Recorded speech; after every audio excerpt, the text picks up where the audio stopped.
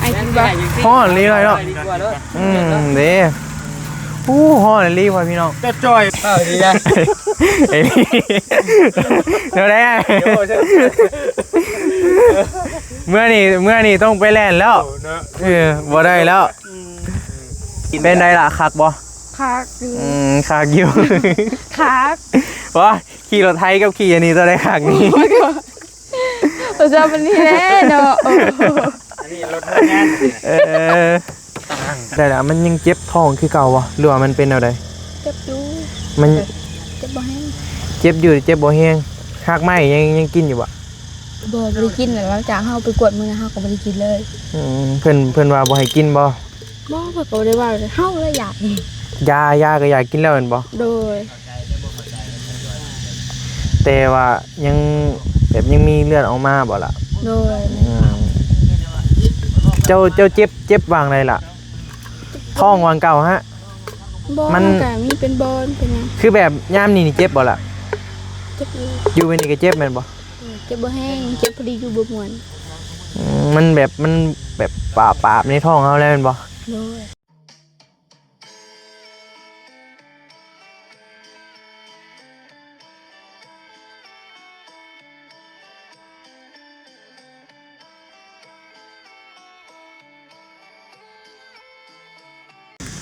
แต่คันดำสวัสดีเด้อล่ะเด้อสวัสดีเด้อเป็นอะไรเศร้าแล้วมีความสุขแล้ววันนี้เนาะอุกใจว่าตะกี้เอาไปพี่น้อยพอดีว่าบาร์บี้มื้อนี้ได้เดินทางขึ้นมาเยี่ยมยามทางน้องน้อยหลังจากที่ว่าบ่ได้มาหาน้องเพิ่นก็ถือว่าดนพอสมควรแล้วอันนี้เป็นทีใหม่ของทางน้องเพิ่นเด้อพี่น้องเด้อพอดีว่ามาพ่อเพิ่นอยู่นี่กินข้าวแล้วกินแล้วฮ้อนบ่แต่เห็นไอ้ตัวนี้ออกมามีไอ้ซื่อน่ะมาอยู่น้ำมะพร้าวไปเอาไปชื่อว่าแบบใดเป็นทีใหม่ของน้องน้อยพี่น้อยสวัสดีได้เด้อดมยังกันนะฮะไม่บ่บอมันอยากล่างตัวนี้อยากล่างอีกหน่อยเนาะไม่บ่ล่างเลยยังอยู่ยังเปื้อนอยู่เอาต้องให้ไอรี่เจิมก่อนได้ฮะต้องให้ชิดพี่เจิมที่เลยต้องเจิมได้พูดแล้วกกเชือกพูดแล้วขันว่าเจิมเอาเจิมเนาะน้องน้อยได้ขี่แล้วน้องน้อยเอาขี่ไว้หล่ะไว้งามอยู่บ่งามแต่ว่ามันบ่เหมาะกับทางเขาหน้าเจ้าหลายมันต้องมีบากว่ะต้องเป็นว่าอลีกับแบบนี้เอาว่าอลีบ่เรื่องจริงได้บ่เรื่องจริงนั่นแหละอันนี้มันต้องแบบในเมืองเนาะขี่แบบทางสบายนะเฮากลับมาเที่ยวทางนี้เฮาก็ได้คันอยู่นี่ได้คันเจ้ามาอยู่นี่เลยโอเคแม่นแหละคันหน้าเจ้าแบบบ่ได้หมุนแล้วแหละนี่หมอนี่ได้80ที่สมมุตินั้นเนาะนี่80หมอนี่ได้100ปลายเนาะความไวเนาะได้บ่80ประมาณ100ได้อยู่100ประมาณ110ได้จำกันแล้วใช่มั้ยอันนี้110บ่นี่เจ้าลองเขาเล่น120เจ้าเคยจับแล้วบ่โอ้100เช้านั่งบ่เดียวได้โอ้ยตามบ่อยากปีดบ่เฮ้ยกันนอกแน่กันนอกขนาดรถใหญ่นี่ก็ยังแบบโอ้รถใหญ่ไว้อันนั้นแต่มันต่างกันเด้เนาะความไวรถใหญ่รถจักรเนาะพวกที่รถใหญ่นี่ห่วยไวบ่นี่อยู่คิงมันรอบคิงมันกว้างเด้มันล้อทองเนาะล้อก็แบบเป็นลิมิเต็ดได้ตัวท็อปลิมิเต็ดอีกอันดิส2เบื้องเลยได้บัดชอง ABS อีก ABS เหรอขัดเลยเนาะพอแล้วเบรกนี่จังว่าแบบมันอยู่มันเบรก ABS นี่มันสิบ่นั่นได้มันสิบ่แบบหยุดบ่เดียวเลยนะมันสิคอยแบบบาลานซ์ไปเทื่อละหน่อยหั่นนะถ้าเป็นเบรกแบบพวกนี้มันสิแบบปึ๊บบ่เดียวเลยนะเจองัวนี่ทันหันนี่เอ้ยเนาะหัวทิ่มเลยของเขาเนาะอยากได้เลยนะอยากได้เลยจัดเลยให้น้องน้อยเด้ฟันเอาเลขนะฟ ฟันดีว่ะน้องน้อย แต่ว่าเด้อเว้าถึงนี่เสื้อมันก็เหนียวเด้รถน้องแววตาเห็นตำงัวนั่นงัวจนว่าบ่เนี่ยนะงัวจะตาย รถบ่เป็นหยัง มันถลอกปอกเปลือกแล้วนี่ได้เดียวนึงนะบ่แตกบ่แตกรถเมียอ้ายเด้ล่ม2เทื่อเลยแล้วก็ยังเหนียวงัวจนขาหักพุ่นน่ะแกแต่ว่าคนนี่สาหัสคนน่ะได้รถ บ่เป็นหยัง ก็ธรรมดาเมื่อน่ะนี่หน้าค่ายทหารขี่บนเครื่องน่ะ โดย ผสมราคาอยู่เสือมันเหนียวยอมรับเสือมันเหนียว บัดรถไม่ราคาเป็นล้านตำง่วมันขึ้นมุนเลย บ่ตำกระต่อยอ่ะ ตำตัวน้องด้วยนะ ว่าอยู่รถใหญ่นี่ขี่ง่ายเนาะ ไปมาเดียว หน่อยเดียวก็ออกเลยแม่นบ่ ไล่ตลาดไปมาเบิ่งก็ธรรมดาว่ะ เป็นเองบ่ครับ บ่น้องชายเพิ่นโอ้วัยรุ่นใจฮ้อนครับ ยังอยู่ว่าในรถเดี๋ยวนี้คือบ่เห็นขี่บ่ ขี่มาจอดไว้กับเพื่อนแหละ มันเพ่ติ เป็นไม่ออกเรียกบ่เด่น บ่เวียกอยากยอมแหละคือโอ้โหแหละมันกดตอบโจทย์เพื่อทีบาทนึง ว่ากัน มักนี่บ่ไอ้ แต่ก็มาก้นมันอ่ะ มักก่อน มาไข่ท้ายมาไข่ โอ้ ก็แบบไก่เกี่ยวมาใส่ก้นมันอยู่บ้านแห้งเอาไป มักแห้งอีหลี งามเลยเบิ่งรถอันนี้ ก้นไหมครับ มันแบบมัน10 ปีกับบ่ปีมันบ่ได้ สมบูรณ์แบบมาหน่อยเนาะแบบสมบูรณ์แบบเลยนะ แต่ว่าชาน้องบัดมักกันตัวบักป้อมตัวนึงนะตัวขมอกตัวป้อมคือรถสบุนนะ ขมอก ตัวแรกน่ะ ผู้ยิงขี่นะเหมาะเลยแต่ เจียวโน่บ่ แม่น ใน บัก บ้านในเฮือนกับมักแล้วแหละ แต่ว่าไอ้เนี่ยนะ ฟิลาโน่ ฟิลาโน่ ฟิลาโน่ แต่ว่าเป็นยี่ห้อยามาฮ่า แต่ว่าผู้ยิงนะเขาว่าขี่คือ มัน กัน หนักแล้วนะ แบบก้นใหญ่ๆบ่ แบบแบบมัน น้อยได้ ปอกแบบนึงนะเนาะ มันพอดีอะนะ มันกระทัดหัดบอดี้เนี่ย แต่ผู้ชายนั่นเตะมันมากแบบนี้ นั่นแหละ ผู้ชายแบบนี้มันขับผู้ยิงนะบุเวนว่าได้ปั๊มทั้งยากเลย มันมืน มันนักเด้ อันตราย มันใหญ่ บ่ได้แล้ว มันกระแห้งกว่าอีกเนาะ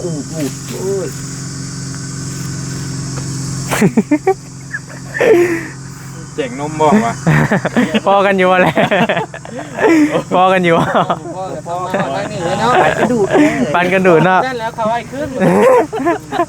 ลำบากใจแล้ววันนี้เนาะ ซื้อมา3อันโอ้ ภาพเพิ่นมาครับ เจ้าภาพไปแล้วปันกันกิน ไอ้กินบ่ ฮ้อนลีหน่อยเนาะเด้ฮ้อนลีพ่อพี่น้อง จะจอยลงบ่เนาะจอยลงบ่ เป็นไงเนี่ยไปบอกสูตรบ่ นี่ไง บ่นิ้วว่าที่ช่วงอยู่คือจะจอยลงว่ะ แม่นบ่บ่นิวเจ้าก็ว่าเด้มาคนดินนี่แหละนี่ จาก68ตะกี้นะ เป็นเรื่องอะไร เรือ63 เหลือ63 เอ้าเดมเนาะให้ไปติดมือพาจะไปหมอเนาะ ดวนน้ำมันแพงบ่ฮดมือกินมือใช่บ่มันได้ มันจำเป็นได้โอ้40ป้ายเลยเด้สิฮ้อน50แล้ว ก็พอดีรอพอดีงาม เดี๋ยวเชียวลงอีกอยู่ พอดีลงบ่ลงหลายมันสิโหกโพด มัน4-5โคมเกินไปเนาะ 55ยังสิเศร้ากับพอ มันกินบ่ได้เด้เป็นกระเพาะ มันกินบ่ได้แม่นแหละ ในการรู้สึกว่าตุ้ยมีแต่โรคอ่ะดีนะ เอ้ยเดี๋ยวได้เมื่อนี่ต้องไปแล่นแล้วบ่ได้แล้ว นี่เป็นแนวเป็น เนี่ยมันกันรุ่นได้ก็ดีโดย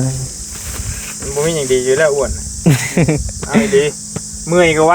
แม่นแหละ เมื่อยไวพร้อมเด้เมื่อยไว โอ้ตะกี้เขาเฮ็ดเวียงนี่สิว่าบ่ตอนยังจ่อยตอนหา12โลโอ้ไม่ว่าเลยอีกด้านแต่ว่าบ่มีนะช่วงมา67 68ไปกับที่ช่วงหนึ่งไปข้างล่าง โดย ขี้ข้านเดี๋ยวนี้ ขี้ข้าน ยืนซื่อๆก็ยังขี้ข้านยืนนี่ มันนักกระโตบ่มันนักกระโตมันไปมาง่ายเนาะ เจ้าเท่าไรจ้ะ70ประมาณนี้แหละ เจ้าได้ เก้าสิบสาม ว่าแท้ เอาอีหลีบ่ ฮอดเว้ยฮอดไว้ เล็กแล้ว คือว่าเราก็แบบบ่ได้อันยังปานใดหั่นน่ะเนาะแม่นบ่ ตุ้ยบันได เออ ตุ้ยเด้อเพิ่ง บ่ก็บ่ได้ถึงขั้นว่าสิแบบ เขาคุ้นตาเด้ครับ อืม ไปกันเรื่องคุ้นตา 93ไอ้สั่งเบิ่งนี่ แต้มเฮา ประมาณ80นี่พอดี ต้องรุดได้ รุดเด้อ รุดได้เยอะ รู้ได้แล้วหิวข้าวจะจ้อยอยู่เดี๋ยวนี้กะ เออ อาจจะเช้ายังบ่ได้กินข้าว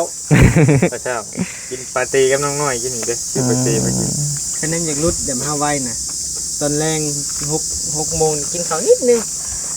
ไอ้ฮู้เบิดวิธีมันน่ะแต่มัน เฮ็ดบ่ได้ ชื่อ มันเฮ็ดบ่ได้ เรื่องมันสิลงบ่ลงน่ะ แม่นแหละ เบิ่งไว้ก่อน เคยใหญ่นะนี่เดี๋ยวมาโหกลงอยู่บ่คือแล้วบัดนี้ มันสิบ่คุ้นบ่มันสิบ่คุ้นตาบ่ ตอนช่วงแรกๆก็บ่คุ้นได้แต่ดนๆไปก็สิ้นนะ เขาเคยเห็นแบบนี้แต่พอโหกลงหรือล่าสีก็บ่ขึ้นแล้ว เดี๋ยวนี้บ่ซ้ำนี่ตาแพงแล้วแม่นบ่ตามือตามีแล้ว ตัวใหญ่นะมันกับมัน เพราะกับเราอันเฮ้ยแล้วเราข่าวนะเนาะ เออ แม่บ้านมันตักสิหาสารพัดได้สิหานี่มาให้กินน่ะ ยังให้จ้อยไว้ ให้จ้อยว่าเพิ่นล่ะ โยอยากให้ลง บัดทั้งนี้บ่ยังให้ผัวอ้วน แบ่งให้กันเนาะ บ่เที่ยงดิกินยากินข้าวแช่เมื่อคืนนี่ ไปกินน้ำเฮือนเพิ่น ถ้ากินลายได้มันบ่จุบมันก็บ่ตุ้ย มันเป็นน้ำเนื้อทางเฮา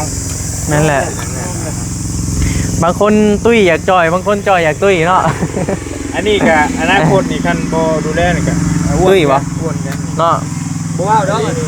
เพราะว่าน้องมันกินแซ่บ นั่นแหละ กินหยังก็กินแซ่บเด้ ยันแล้วบัดเย็นว่าบัดแก่โตมาเย็นว่าทำพี่น้องแม่นะเย็นว่าพี่น้องแม่นะพ่อกันนะเบยใหญ่บัด เนาะ เนาะ เบิ่งจะพอกับแม่ เอา เนาะ ให้พอสู้กินน้ำนั่นน่ะให้เรากินนี่ แม่ก็บ่ได้ใหญ่ล่ะ ตอนเดี๋ยวสิหาเย็นก่อนลูกคนมาอีกแล้วโอ้ย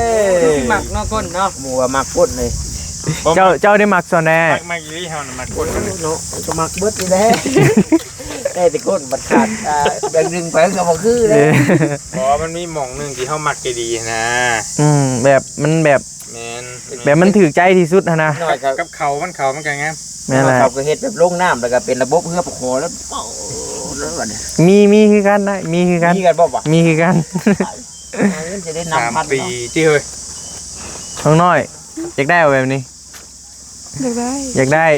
เคยขี่แล้วบ่ เจ้าได้ ขับแล้วบ่ ได้ซ่อนแล้วบ่ บ่ ได้ซ่อนสื่อดิ เครื่องแท้อยู่บ่ บ่แพ้ โอ้ บ่แพ้ได้ขี่จนอ้อมเฮือนเลย แต่มันลีนบ่เนี่ยโอ้ ขี่อ้อมหน้าแล้วยังว่าบ่แพ้อยู่ เนาะบ่เพิ่นขับเองบ่หรือว่าเจ้าซ่อน เพิ่นแล้วครับ เจ้าได้ขับแล้วบ่ ง่ายเนาะแบบกวดเบิ่งลีน เป็นไดล่ะคักบ่ คักอยู่ คักอยู่ คัก ว่าขี่รถไทยกับขี่อันนี้ตัวได้คักนี่ เราจะเป็นนี่แน่เนาะ อันนี้รถทำงาน กระบะคือกันได้กระบะคือกันได้กระบะคอยาวดิ กระบะเฮามันยังมีโชคได้ มันมีดิ เอาบ่นี่บ่กระบะคอยาวบ่ มีโก้ขอยาว กระบะคือกัน อย่าง โอ้ยเดี๋ยวท่วงนะ แบ่งยางรถกระบะครับผมจำยางรถ มาดิสิปูนมื้อน่ะหาย่างแตกใส่ย่างสิปัวเลยเดี๋ยวนี้กะ ปังบ่เดียวเลยบ่บ่เป็นหยังบ่ บ่เป็นหยัง โอ้ตามตีหน้าอันตรายเนาะ บริเวณไว้ จำบ่ไหวบันไดนะ ไว้เฮากับเบรกมันพอทรงตัวได้อยู่ 80นะ80ก็10 มันระเบิดบัดเดียวเลยบ่ แม่น อันตราย แต่ว่าตีหน้าบังคับยากเลยเนาะ แม่นแหละ ต่ำนี่เยอะ ได้อยู่เพราะว่าแม็กมันกว้างเด้ สายเลยเด้ เราแม็กมันกว้างมันซับมันก็ลดลงในเดียวแต่มันก็บ่พอสิใช่นะ อ๋อ ยังอ่ะนะ ตาตกใจเลย เนาะมาห้องโว้ย สิคนดินเขานี่ติคนจักมื้อแล้วล่ะ ตามือมื้อนี้ 3 มื้อแล้ว โดย ตอนแรกคนอีกบ่ คนอีกคือเก่า คนอีกคือเก่า แต่มันบ่เศร้าเลย จะบ่อยากให้เจ้าเฮ็ดเวียงนักปานใด แม่นแหละ เราบ่ได้คนดอกพ่อเฮากับอ้ายเฮา ยังดีแล้วบ่ล่ะเป็นอะไรอาการ ก็ไข้อยู่ คล้ายๆอยู่ยังกินยาปกติบ่หรือว่าเศร้าแล้ว เฝ้ากินเนี่ย เศร้ากินแล้วแม่นบ่คือสิแบบดีใจแฮงเลยเนาะ จากที่ว่าอุกใจโอ้เฮามาอันช่วงหนึงอะซีดๆหน่อยเนาะ ตัวมือน่ะเด้ตัวเฮามาพอกันในนี่นะคิดนักแล้วเนาะ เลือดยังออกอยู่เลือดออกอยู่ป่ะ เลือดยังออกวะ เอายิงออกบ่ ยังว่าบ่มั่นใจไปได้สิได้ แต่ว่าบ่ได้เจ็บบ่ล่ะ เจ็บอยู่แต่บ่แห้ง เจ็บอยู่แต่บ่แห้ง เลย มีได้ไปกวดภายในบัดนี้กวดเบิ่งภายในเพราะว่ามื้อน่ะกวดแต่เอ็กโคเบิ่งแต่ก้อนเนื้อเด้ มีแต่เอ็กโกเบิ่งแถวท้องบ่ แม่น ยังเจ็บอยู่ติ เลยท่านหมอมันว่าเลือดออกมันบางเทื่อจังได้แหละแล้วเว้าลืมละ ยาก ไปเวียน แท้ เว้า เนาะ ซับเนาะไว้ บ่ ซับ บ่ปลูกได้เลยนะ ฮะ แล้วเว้าตรงค่ะคือทางไอเวียดน่ะ เราตรงๆ เห็นบ่เราบอกพี่อ้ายน่ะจนให้พ่อบาดพี่อ้ายเราบ่ต้องไปหาหมอดอกด้วยล่ะว่ะบ่เช่าดอกอยากกินนางกินโลดแล้วว่ะบ่ต้องไปหาอีกหมอหมอไม่ แล้ แล้ว วว่ะ จักมือบัดนี้ แล้วเว้าแล้วนะแบบมื้อนอนถ่ายอยู่เฮือนโลดแล้วว่ะทำใจโลดแล้วว่ะบ่แม่นว่าหูแล้วเรายังอยู่ทักมื้อนี้ได้ โอ้ว้าวตาว้าวไปตานอนบ่หลับแท้นี่ ปอดเราก็ยังน้อยนึง อืม มาขลังก็ยังน้อยนึงนะมาขลังก็ทำงานบ่ได้บ่แหละเบาหวานก็ขึ้นแห้งแล้วตาก็ตาบอดแหละ อืม แล้วว่าสิกินยังกินแล้วเด้อเราก็บ่ไปก็ได้พวกหมอสวรรค์ก็เราบ่แนะนำดอกเราไปปินไปปัวก็บ่เสียเงินละเราว่า จังได๋ก็บ่ดีเห็นบ่ กำลังเสื่อมบ่ แม่นเบิด2หน่วยเลยเด้ มันต้องไปฟอกคือเมย์ เด้อ เมย์ข่อยนี่แหละ อ่า เช้า เราดีๆเราก็จ้อยเรื่องเรามันเป็นหลายอย่างนักๆเลยคือปอดก็เบิดแล้วมาขลังก็ เอาน้ำยันน้ำท่วมบ่ ทำบุปี้นะ คือเบิ่งว่าเบาหวานจนขึ้นตาจนเวียนหุ่งล่ะ เออ ไปแต่เก่าแล้วกับปัวอยู่ไทยได้แล้วก็ไปไทยไปอย่างแล้วก็ปัวแล้วก็อย่างอยู่ไทยแต่ก็มันก็นักขึ้นเรื่อยๆคือเฮาบ่ได้พอกคือจะเว้าล่ะ แม่นแม่น อ่า แม่น เฮาบ่ได้พอกมันนักหนาเด้ ของเสียเอาแม่น อ่า แต่ฟอกมันก็ต้องฟอกตลอดแล้ว อ่า คือหูกันแล้ว ต้องได้ไปต่อหน่อยเนาะ ตลอดจนตายคนแล้วว่า เป็นจังไดอัน ตลอดชีวิต มีตู้เพิ่นตู้อันเบิ่งคลิปไปเลือดบ่ออกเลือดบ่ออก ไม่ตู้กับบืนกับไปอีก ไป เพิ่น พอ ให้ อีก ฟอกอีก ที่เข้าเด้บัดนี้ เมื่อวานนี่ก็พ เพื่ อ อบัดนี่เมื่อวานนี่ก็ไปเป็นอาทิตย์ บ้า อาทิตย์ละ บ้ามือหนึงมันว่า ตามที่ว่าแบบ บ้ามือ พอกนี่เพิ่นต้องแบบเจาะอย่างข้างแน่บ่หรือว่าแบบ ดูดเลือดออก ไปเข้าเครื่องกรองบัดนี้ แม่นดูดเลือดออกเบิดเลยกับตัวเขานี่ อ๋อเนาะ เอาเบิดกระโตเลย ออกเบิดเลย ปลาโทและเติมเลือดใหม่ให้เรา บ่เอา เลือดเก่า เอาไปเข้าเครื่อง วนเวียนมาบัด เข้าเครื่องปั้นเลือดเสียออกปั้นของเสียในเลือดออก ให้เลือดน่ะมันสะอาด ให้ เนาะ เลือดสะอาดแล้วก็เอากลับคืนเขาห่างกายคือเก่า เออ นั่นได้คำว่าฟอก น้องก็คิดว่าแบบเพิ่นมีแนวเจาะได้อย่างเป็นล่างคลังแล้ว โอ้โหบ่แม่นนั่นกะชิฮู้คือกันนี่แหละนี่ก็ นี่แหละ ช่วง แต่ ตัว ไป เมีย ดู เป็น หมอ นี่แหละ เห็นเพิ่นมันเที่ยวพอกไตอ่ะมันต้องได้เจาะต้องได้ผ่าตลอด แต่ว่ามันต้องมีเส้นถ้าวันในแขนก็แช่ในแขนไว้ ฟังเค็มไว้เล่นไว้ อันน่ะท่อยางเทียมมันนะ อืม แต่ฮอดมือฟอกเพิ่นก็ไปแป๊บเท่านี้ก็ดูดออกน้ำ ดูดเลือดออกไปเลย อ๋อ แล้วก็มาวน มา เขา ปั่นแม่นปั่นแล้ววนเขาประมาณ4ชั่วโมงเทื่อนึงอะ ปลาโท เฮ็ดนี่ก็คือสิซีดเหลืองไปเลยเนาะ โอ้เอาเลือดออกเบิด ก็ เด้ บ่ได้เมื่อยไปได้แต่ธรรมดาเลยพวกบางคนนอนหลินโทรศัพท์อยู่นะ ก็เว้าง่ายๆกับมันอยู่ในขั้นตอนของ แม่นแหละ เย แม่นแหละแม่นแหละแม่นแหละเพิ่นเคยเฮ็ด เออ ไปเบิ่งนั่นแหละธรรมชาติคนแบบเที่ยวไปฟอกน่ะแซวซ้ำไปมื้อหน้า เออ ลายเล่นไว้ เขาอยู่ใส่เขาก็เห็นกับนั่นเนาะ แม่นแหละ เห็นบอลไปนั่งบอลเป็นคลอดลูกนะ ก็แม่ เอ้ยผู้นั้นมาแล้วเราผู้นี้มาบัดเฮาอยู่ที่รถคือว่าบ่มี คือว่า อะไร บ่มี ได้ ใครเป็นหยัง เออ คันไปอยู่คุกก็เห็นนักโทษแซวอยู่นั่นแหละ เด้อ ห้องเพลงติ เอาไอ้ลี่ไปใส่กับเฮาอยู่สิคือว่าบ่มีไผเป็นหยัง อืม โอ้มันไปอยู่ไทยก็เห็นหั่นนะมาอยู่นี่ก็เห็นแต่น้องน้อยแล้วน่ะกินน้ำนี่ แซ่บเลยเรากินเนาะ แต่กล้องแล้วเนาะ กินยังกระแซ่บเว้ย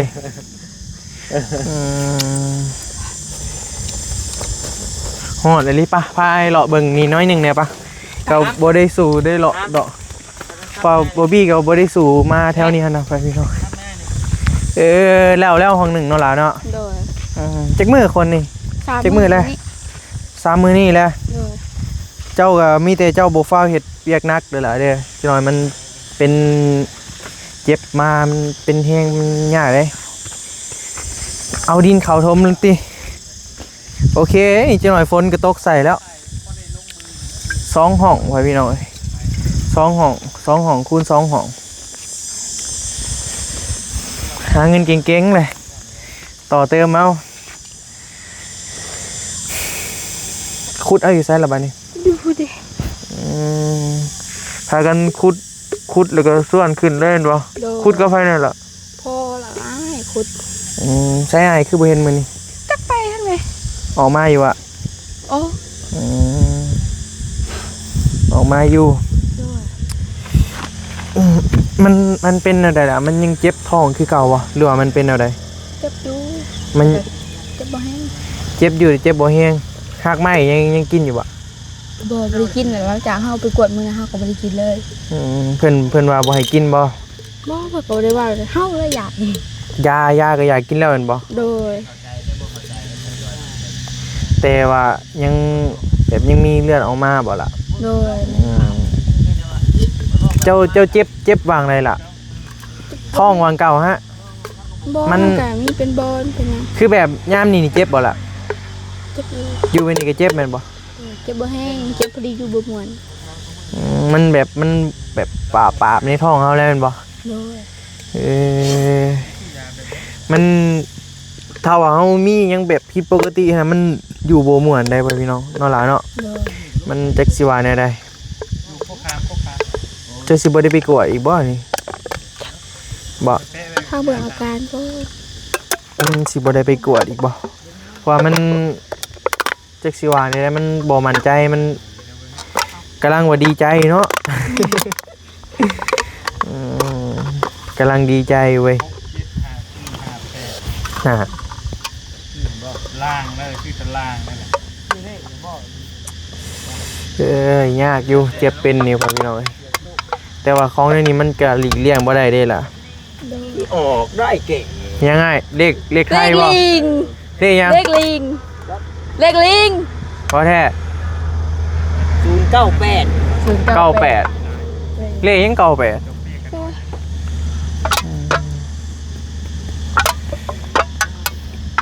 ได้เฮือนเจ้านี้ยังมียังต่อเติมบ่หรือว่าแนวใดเบิดงบแล้วแม่นบ่ โดยพอตักเสาที่คาดนี่ มีแต่ซ้ำนี่เนาะล่ะเนาะยังบ่มียังมาเพิ่มเติมบ่ ยัง มีแต่ตอนนี้อยู่ในขั้นตอนที่ว่าคนดินเขาแม่นบ่ล่ะ คนดินเขาป้าไว้เผื่อ คนดินเขาป้าไว้แม่นแหละจังหน่อยฝนตกนี่ก็แน่นแล้วพออยู่แล้วนี่บรรยากาศแบบมันดีนะแคมทางใหญ่เลยเด้ โดย มีน้ำมียังคักแน่เลยเนาะ โดย เห็นแล้วเด้แต่ว่ายังบ่เคยลองเด้ตัวนี้มันแดดบ่ลองก็ยากค่ำๆพุติคนดินเขาอีก โดย มีแต่เจ้าก็บ่ฟ้าวเฮ็ดเวียกหนักเด้อล่ะเด้มันจอยมันสิเป็นนั่นเป็นนี่มันยากนะ โดย มีแต่พยายามพักผ่อนหลายๆและบ่นอนดึกอย่างนั้นแหละมันตั้งแต่มาแต่กวดกับอันนั้นเลยบ่เจ็บเลยบ่หรือว่าระยะมือใดเจ้าเจ็บมานี่เซากินยาบ่ 3 มื้อเหลือ3 เซากินยาเลยก็เจ็บขึ้นแม่นบ่ โดย เข้าใจว่า เซากินยาเลยก็เจ็บขึ้นติเอาแล้วไปกวดเลยเพิ่นว่าแนวใดนั่นล่ะ เพิ่นว่าบ่ได้มีหยัง ปกติทุกอย่างเลย โดย ปกติทุกอย่างเลยสิอันนี้มันก็ จักสิว่าได้เนาะเฮาก็บ่ฮู้หันนะเอาสู้ๆเด้อหลายเด้อบ่ต้องท้อ ไปแล้วขอว่าจ้ะ กำลังดีใจเนาะเห็นไปลิ้นสวนน้ำบ่ โดย เป็นอะไรม่วนบ่ ม่วนเด้ไป เห็นอยู่เห็นได้เบิ่งได้คลิปของบ่าวนิวอยู่บ่าวพัดไซ โดย จะไปนอนพุ่นคืนหนึงแม่นบ่ โดย แล้วก็ไปลิ้นสวนน้ำ โดย เป็นอะไรเคยไปบ่นะ บ่เคยครั้ง แต่เกิดมาบ่เคยไปเลยครั้งแรกเลยแม่นบ่ม่วนแล้ว นั่นแหละ มือจะไปหาคนร้ายแต่ปกติมันก็บ่ได้ร้ายปานนั้นดอกวันใดก็วันเสาร์บ่ วันเช้าค่ะ วันเสาร์เลยคนสิร้ายก่อนมือปกตินะ โดย เพราะว่าเพิ่นเปิดทะเลเทียมทะเลลาว เลย ทะเลเทียมเอามีแต่สำนายเด้อหลายเด้อเดี๋ยวไอ้บีก็สิได้กลับปากก่อนบัดนี้สู้ๆเด้อบ่ต้องท้อเพราะว่ามันทุกคนมันก็ต้องได้มันบ่หลีกเลี่ยงได้นะแค่เจอกับภัยก็ต้องสู้กับมันนั่นแหละล่ะแต่มันก็ดีอยู่ดอกมันทุกอย่างมันก็มีวิธีแก้แหละแพทย์หมอเพิ่นก็เก่งอยู่บ่ต้องย่านเด้อหลายเด้อ โดย มีแต่ยาหาเศร้าทานหมอเพิ่นให้เศร้ากินบ่หรือว่าตั้งเศร้าเอง บ่เศร้าเอง เศร้าเอง โดย ถ้ามันเจ็บได้สิกินคืนบ่ล่ะบัดนี้ ก็กินคือเก่า อืมถ้าว่ามันแห้งก็มีแต่บอกง่ายๆแหละเด้อ โดย ทางงบทางเพิ่นก็ยังเหลืออยู่ดี มีอยู่มาบ่ใจ ถ้ามียังก็มีแต่บอกง่ายๆเพิ่นเด้อบ่ให้ตัวเด้อหลายเด้อมันก็ต้องรักษาแหละคันว่าเฮาเป็นก็ โดย ให้มันดีมันเศร้าอะนะถ้าว่าเฮาบ่รักษามันก็เป็นแบบนี้แหละโอเคเอากลับปะเลยเด้อบัดนี้เด้อโอเคพ่อพี่น้องเอ้ยปิดคลิปให้นะปิดคลิปดู บ่เป็น ไม่เขาไม่เนี่ยสบายดีป่าลุงไว้ สวัสดีเด้อ โอเคเอาไปพี่น้องเอ้ยก็ถือว่าเพื่อนของน้องน้อยกับคนดินเขามาได้ก็ได้ห้องหนึ่งนี่แหละเพิ่นไปขุดเอาอยู่นั่นขุดเอาอยู่ไหนานะขึ้นมากับอ้ายกับพ่อเพิ่นบ่ประมาณนี้แหละเอาโอเคพ่อพี่น้องเอ้ยสำหรับคลิปนี้ก็สิได้ลำลาเลยเด้ออยู่ดีมีแฮงเบอร์สุขสุขคนเด้อโศกมาลำรวยสบายดี